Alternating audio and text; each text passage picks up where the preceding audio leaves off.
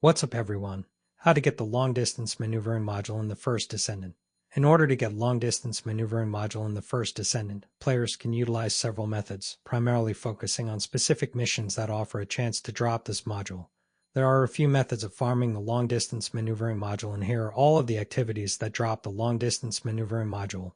Dead Bride Void Intercept Battle, Hard Munitions Loading Dock Battlefield Mission in Fortress, Normal Munitions Loading Dock Battlefield Mission in Fortress, Hard Slumber Valley Infiltration Operation in Kingston, Normal Slumber Valley Infiltration Operation in Kingston, Hard Monster Drop from Fortress Missions. The mission drop rates range from 1 to 5%, so it's always best to pair your farm with something else, regardless of the activity.